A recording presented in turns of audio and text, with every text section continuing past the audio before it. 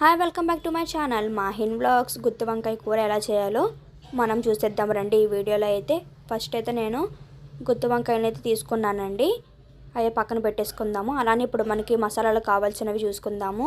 నువ్వులు, గసగసాలు, ధనియాలు, అలానే లవంగాలు, 2 దాల్చిన చెక్క ముక్కలు, అలానే ఎండు కొబ్బరి, శనగగుళ్ళు తీసుకుందామండి. వీటిని పేస్ట్ చేసుకోవాలి. అలానే మనకి చింతపండు రసానికి కావాల్సింది చింతపండును కూడా పక్కన పెట్టేసుకుందాము. ఇప్పుడైతే స్టవ్ ఆన్ చేసి ఇలాగా శనగగుళ్ళని అయితే కొంచెం ఫ్రై చేసుకోవాలండి.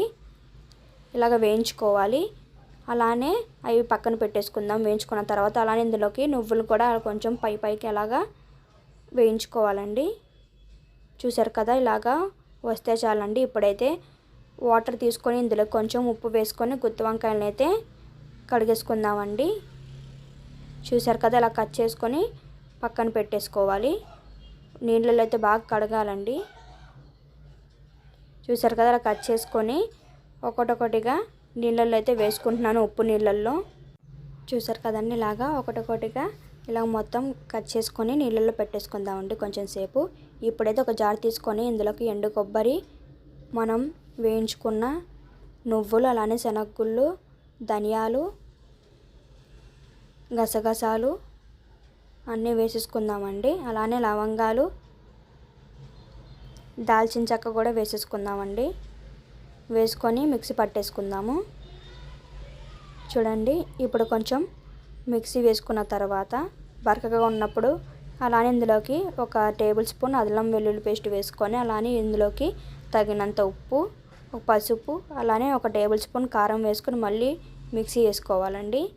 చూసారు కదా, అలా పేస్ట్ అయితే అయిపోయింది కదా. ఇప్పుడైతే ఆ పేస్ట్ని అయితే ఇందులోకి వేసుకోవాలండి. మసాలాని అయితే అందులోకి నింపుకోవాలండి. చూసారు కదా, ఎంత బాగా పట్టిస్తే అంత టేస్ట్గా ఉండిద్దండి గుత్తి వంకాయ.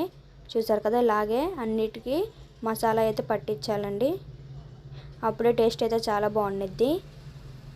కొంచెం కూడా పక్కన పెట్టుకొని ఉంచుకోవాలండి ఆ మసాలా అయితే తర్వాత వేసుకోవడానికి. అలానే ఇందులోకి కొన్ని ఉల్లిపాయలను అయితే కట్ చేసి వేసుకోవాలండి. అలానే 2 పచ్చిమిర్చి కూడా. ఇప్పుడైతే స్టవ్ ఆన్ చేసుకొని ఒక ప్యాన్ పెట్టేసుకుందామండి. కడాయి పెట్టేసుకొని ఇందులోకి అయితే నూనె ఎక్కువగానే కావాలండి. ఇందాక చూపించాను కదా, ఒక మీడియం సైజ్ 2 ఉల్లిపాయలు తీసుకొని కట్ చేసుకొని కొంచెం బ్రౌన్ కలర్ వచ్చేంత వరకు ఫ్రై చేసుకున్న తర్వాత అలానే ఇందులోకి 2 పచ్చిమిర్చి కట్ చేసుకొని వేసుకున్న తర్వాత అలానే కొంచెం కరివేపాకు వేసుకోవాలండి. అవి కొంచెం వేగిన తర్వాత ఇందులోకైతే గుత్తి వంకాయలు వేసుకోవాలండి. కొంచెం సేపు అలా మూత పెట్టేసుకుందాము. ఒక 5 నుండి 10 నిమిషాల వరకు అందులోకి బాగా ఫ్రై అవుతాయి కదా.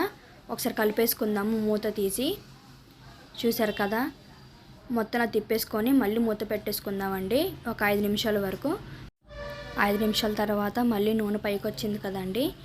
ఇప్పుడైతే ఇందాక మసాలా కొంచెం ఉంది కదా, ఇందులోకి వేసేసుకుందాము మసాలా. అలానే కొంచెం నీళ్ళు కలుపుకొని ఇందులోకి వేసుకుందామండి. మసాలా వేసుకున్న తర్వాత ఒకసారి కలిపేసుకుందాము.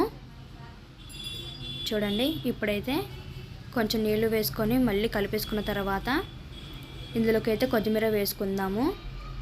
కొత్తిమీర వేసుకున్న తర్వాత ఒక 5 నుండి 10 నిమిషాల వరకు బాగా ఉడికించుకోవాలండి.